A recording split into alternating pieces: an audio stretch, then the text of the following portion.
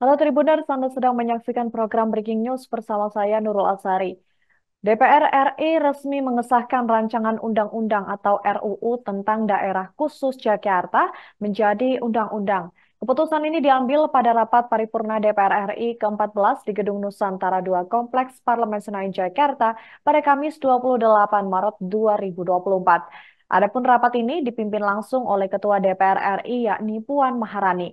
Diketahui rapat paripurna ini diwarnai dengan interupsi dari anggota fraksi PKS, sebab PKS menjadi satu-satunya fraksi yang menolak pengesahan RUU DKJ menjadi undang-undang. Penolakan ini disampaikan oleh dua anggota PKS, yakni Hermanto dan juga Ansori Siregar. Sebagaimana diketahui sebelumnya, pemerintah dan Badan Legislasi DPR RI sepakat membawa rancangan Undang-Undang Daerah Khusus Jakarta ke rapat paripurna untuk disahkan menjadi undang-undang. Kesepakatan itu diambil dalam pembahasan rapat pleno tingkat 1 di Kompleks Parlemen Senayan Jakarta pada Senin 18 Maret lalu. Ada 8 fraksi yang menyetujui RUU DKJ yakni PDIP, Golkar, Gerindra, PKB, Nasdem, PAN, Demokrat, dan P3. Sementara itu PKS sendiri merupakan satu-satunya fraksi di DPR yang menolak RUU DKJ untuk dibawa ke rapat paripurna.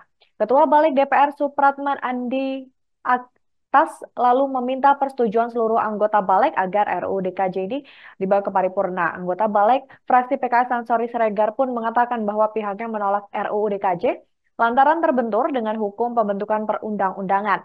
Sebab sudah melewati batas waktu yang diperintahkan Undang-Undang Ibu Kota Negara Nusantara sejak disahkan pada 15 Februari 2022 lalu.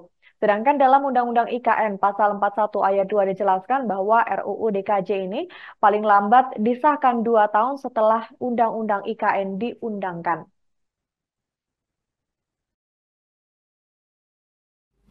Terima kasih kepada Ketua Badan Legislasi DPR RI yang telah menyampaikan laporan hasil pembahasan RUU tersebut.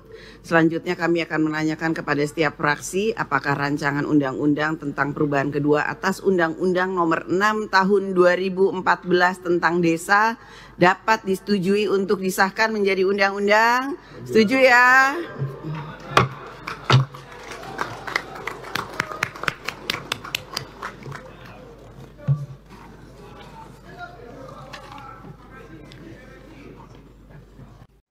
Rancangan Undang-Undang Daerah Khusus Jakarta akhirnya disahkan menjadi undang-undang pada Kamis 28 Maret 2024. Dalam hal ini ada 8 fraksi yang mendukung dan 1 yang menolak.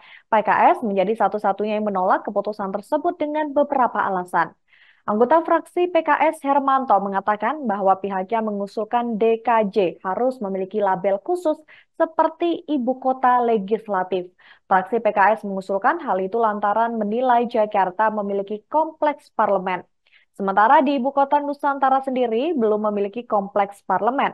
Lebih lanjut, dia menilai Jakarta telah memiliki historis yang begitu kuat sehingga sebagai sebuah wilayah khusus. Kemudian sarana transportasi juga dinilai sangat memadai.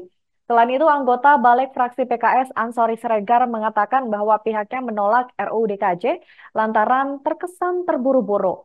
Sebab hingga saat ini diketahui gedung DPR di IKN pun dikabarkan belum dibangun. Ia juga menyebut bahwa pengesahan ini tidak melibatkan partisipasi dari masyarakat. Berdasarkan pandangannya, 95% masyarakat sendiri menolak putusan ini. Alasan selanjutnya, ia menilai jika Jakarta tidak lagi menjadi ibu kota, maka seharusnya terdiri atas wilayah kota otonom. Meski begitu, putusan mengenai pengesahan RUU DKJ ini sudah disetujui 8 fraksi dan hanya ditolak oleh 1 fraksi. Sehingga Ketua DPR RI Puan Maharani pun menyatakan RUU DKJ resmi disahkan. Yang terakhir pimpinan, fraksi PKS berpendapat juga bahwa belum terlihat aturan berupaya memberikan kekhususan kepada Jakarta, belum. Apa tuh khususnya? Belum. Yang khusus itu apa gitu ya.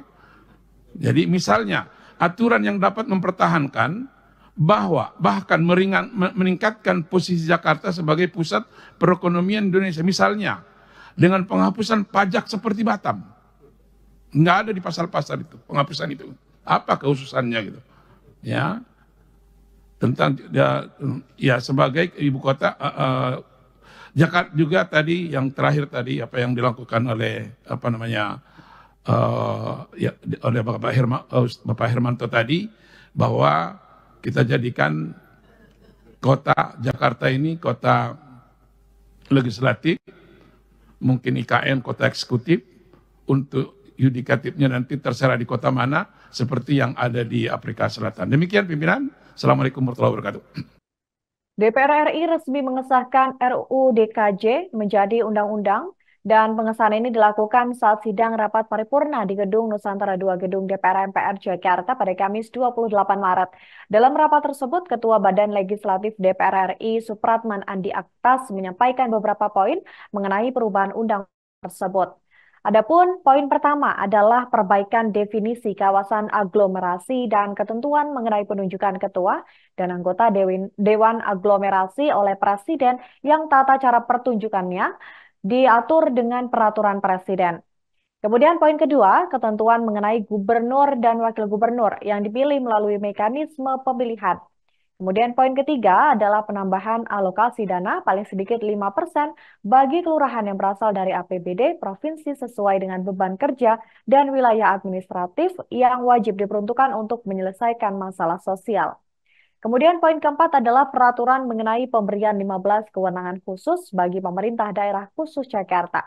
Yang kelima adalah pemantauan perkembangan kebudayaan dengan prioritas pemajuan kebudayaan Betawi dan kebudayaan lain yang berkembang di Jakarta. Poin selanjutnya keenam adalah penyesuaian terkait pendapatan yang bersumber dari jenis retribusi perizinan tertentu pada kegiatan pemanfaatan ruang.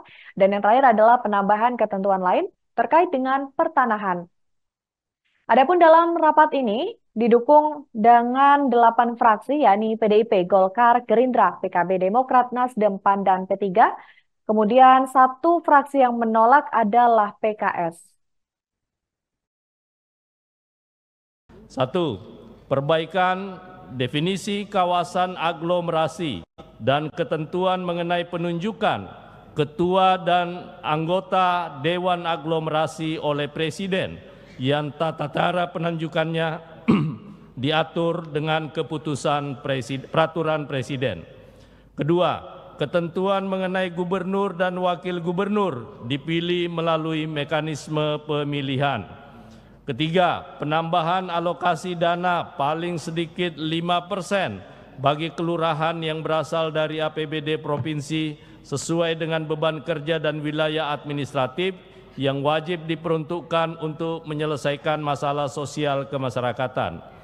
Keempat, pengaturan mengenai pemberian 15 kewenangan khusus bagi pemerintah daerah khusus Jakarta yang mencakup pekerjaan umum dan penataan ruang, perumahan rakyat dan kawasan permukiman, penanaman modal, perhubungan, lingkungan hidup, perindustrian, pariwisata dan ekonomi kreatif, perdagangan, pendidikan, kesehatan, kebudayaan, pengendalian penduduk dan keluarga berencana, administrasi kependudukan dan pencatatan sipil, kelautan dan perikanan, dan ketenaga kerjaan.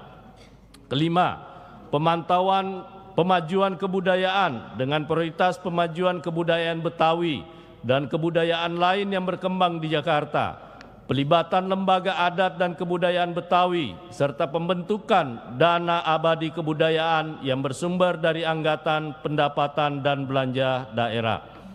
6. Penyesuaian terkait pendapatan yang bersumber dari jenis retribusi perizinan tertentu pada kegiatan pemanfaatan ruang yang tata cara penetapan tarifnya diatur sesuai dengan ketentuan peraturan perundang-undangan.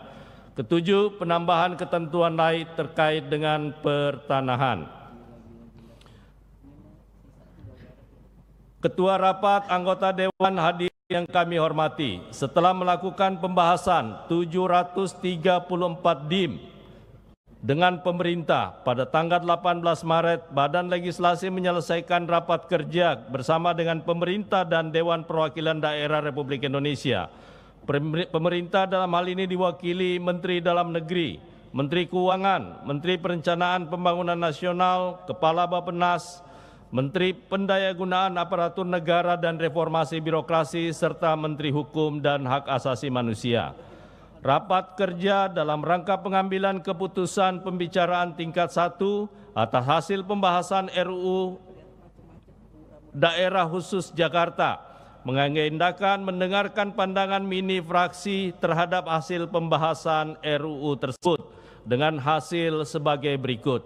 8 fraksi menyatakan setuju, yakni fraksi Partai Demokrasi Indonesia Perjuangan, fraksi Golongan Karya, fraksi Gerakan Indonesia Raya, fraksi Nasional Demokrat, fraksi Partai Kebangkitan Bangsa, fraksi Demokrat, fraksi Partai Amanat Nasional, dan fraksi Partai Persatuan Pembangunan untuk diteruskan ke tahap pembicaraan tingkat 2 dalam rapat paripurna untuk ditetapkan menjadi undang-undang.